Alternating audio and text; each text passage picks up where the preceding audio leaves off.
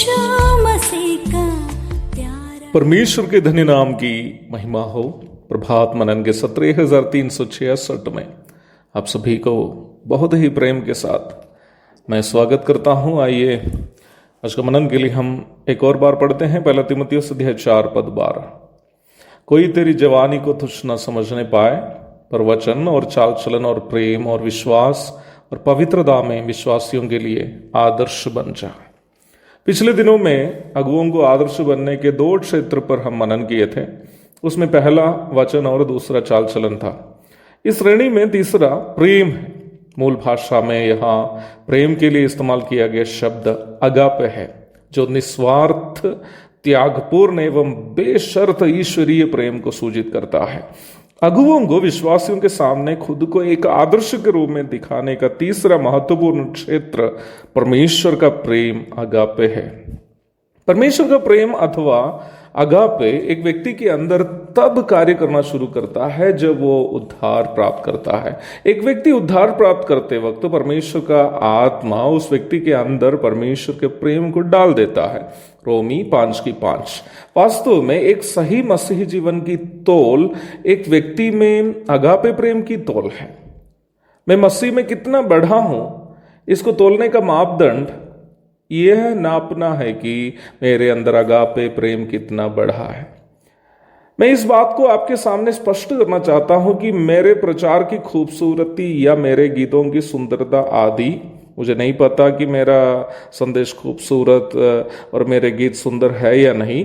मैं एक उदाहरण स्वरूप आपसे कह रहा हूं कि मेरे प्रचार की खूबसूरती या मेरे गीतों की सुंदरता वे मेरा आत्मिकता की पहचान नहीं है। मेरा संदेश सुनकर आपको यदि लगता हो कि मैं बहुत अच्छा आत्मिक व्यक्ति हूं, तो मैं कहूंगा कि मुझे तौलने का आपका मापदंड गलत है। फिर आप कैसे परखिएगा कि मैं आत्मिक हूं या नहीं? उसे तौलने का एक ही मापदंड जो बाइबल में बताया गया है वो है मेरे द्वारा दिखाए जाने वाला परमेश्वर का प्रेम अथवा अगापे। इसलिए पहला कुरिन्थी 13 अध्याय की 1 से लेकर 3 तक के पदों में पौलुस इस प्रकार कहता है, यदि मैं मनुष्यों और स्वर्गदूतों की बोलियां बोलूं और प्रेम न रखूं तो मैं ठनठनाता हुआ पीतल और झनझनाती हुई झांझ। और यदि मैं भविष्यवाणी कर सकूं और सब भेदों और सब प्रकार के ज्ञान को समझूं और मुझे यहां तक पूरा विश्वास हो कि मैं पहाड़ों को हटा दूं, परंतु प्रेम न रखूं तो मैं कुछ भी नहीं।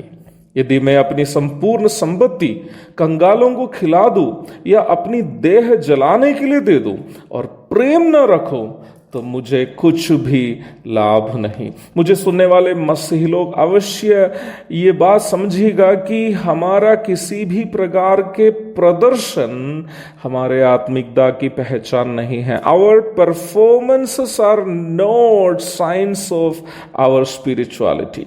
विश्वास जीवन की बढ़ोतरी वास्तव में परमेश्वर के प्रेम में बढ़ना है। इसलिए पौलुस बार बार विश्वासियों के लिए यही प्रार्थना करता था कि वे परमेश्वर के प्रेम में बढ़े। इफिसियों की पत्री 3:17 से 19 तक, फिलिपी अध्याय 1:9 से 11 तक पढ़ लीजिएगा।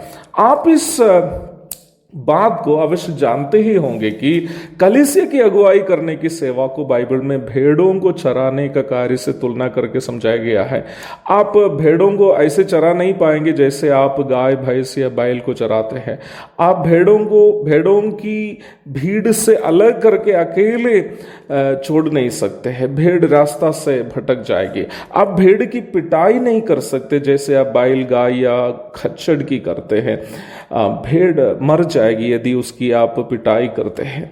भेड़ को चराने के लिए आपको उसी के साथ रहकर, उनमें से एक जैसे बनकर, उसके साथ साथ चलकर उसकी अगुवाई करनी पड़ेगी। उच्च स्तरीय शिक्षा प्राप्त मूसा 40 वर्ष मरुभूमि में भेड़ों को चराते चराते वो भद्दा बन गया। वो ऐसे हो गया कि वो बोलने के लिए डरने लगा।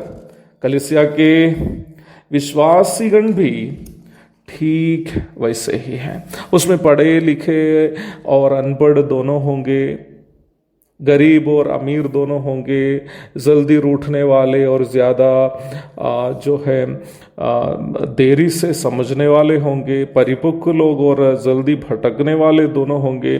सभी के सब प्रेम से व्यवहार करके उन्हें प्रभु के प्रेम की ओर लौटाना एक अगुवे की सेवा है। और एक सवाल यहां है कि ऐसी कठिन सेवा एक अगुआ कैसे कर सकता है? इसके लिए अगुओं को परमेश्वर के प्रेम में बढ़ना जरूरी है। मुझे सुनने वाले उन भाइयों से जो कलीसिया की अगुवाई करते हैं, मैं कहना चाहता हूं कि आपकी रोजाना की प्रार्थना में एक विषय आपको अवश्य जोड़ना है। क्या है वो? प्रभु, मुझे आपके प्रेम में बढ़ने के लिए मेरी मदद कीजिए, ताकि मैं अपने कलीसिया के सदस्यों के सामने, विश्वासियों के सामने प्रेम में आदर्श बनो। मैं ये बात इसलिए आपसे कहता हूं क्योंकि मैं ऐसे करता हूं। ये घटना जो मैं आपसे बोलना जा रहा हूं, खाड़ी प्रदेश की, गल्फ कंट्रीज की किसी कलीसिया में हुई थी। वहां की एक कलीसिया में एक सदस्य बहुत ही झगड़ालू और यहाँ तक अगुओं के विषय में भी अफवाह फैलाकर अगुओं की बदनामी करने वाला था। कलीसिया के मुख्य प्राचीन इस झगड़ालू सदस्य के कारनामों का मुख्य शिकार था, परंतु इस प्राचीन ने कभी भी उस भाई से पूछने या उनसे झगड़ने नहीं किया, परंतु अपनी प्रार्थनाओं में वह प्रभु से प्रार्थना करता रहा कि प्रभु उस भाई को अपनी गलती समझने की कृपा दे, ताकि उन पर प्रभु से, आपसे कोई दंड ना हो प्रभु। और वह प्राचीन इस प्रकार भी प्रार्थना करता था कि प्रभु, यदि आप उस भाई को दंड देना चाहता है तो वो दंड उन पर नहीं बल्कि मुझ पर और मेरे बच्चों पर हो। कुछ दिन बीत गए। एक रविवार के दिन आराधना सभा के पश्चात, संदेश के पूर्व, वो भाई कलीसिया में खड़ा हो गया जो मुख्य प्राचीन के खिलाफ अफवाह फैलाता था। गहरा दुख के कारण उनके गले से आवाज फट फट कर निकल रही थी। वो बोला कि जो भी अफवाह वह प्राचीन के खिलाफ फैला रहा था सब झूठ है। उनकी गलत फहमी के कारण वो ये काम कर रहा था। वो बोलने लगा। उन्होंने खुलेआम उस मुख्य प्राचीन से माफी मांगी। तब मुख्य प्राचीन अपनी कुर्सी से उठकर उस भाई के पास आया और दोनों गले लगाकर कुछ क्षण तक रोते रहा। प्राचीन ने उस भाई से इस प्रकार कहा, हमारा प्रभु कितना प्यारा है, उन्होंने मुझ पापी की प्रार्थना सुन लिया। अगुओं की सेवा प्यारो भाषणबाजी या रोटी तोड़कर देना ही नहीं है, आदर्श बनना है। जैसे प्रभु यीशु मसीह ने हम पापियों से इतना प्रेम किया कि जब हम पापी ही थे वो हमारे लिए अपना प्राण दे दिया है। एक और शुभ दिन की धन्य कामनाओं के साथ आज का मनन का मैं यहाँ पूर्ण विराम करता हूँ। प्रभु के धन्य नाम की महिमा हो। आमीन।